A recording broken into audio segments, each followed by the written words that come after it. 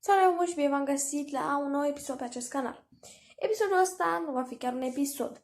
O să vă spun că o să înceapă curând, o să fie un episod nou și o serie nouă, foarte interesantă. Deci, prima serie, o să aruncăm obiecte la 10 metri. Obiecte alese de mine, pentru că voi sigur să spuneți să arunc televizorul sau ceva. Și nu o să arunc televizorul, deci... Și o să apară un episod de genul, nu o să vorbesc timp de 24 de ore. O să fie un coșmar adevărat. Mi-e frică, dar pentru like-uri, dacă o să strângem mai multe like-uri la acest episod, o să facem și acel videoclip, să nu vorbim timp de 24 de ore cu nimeni.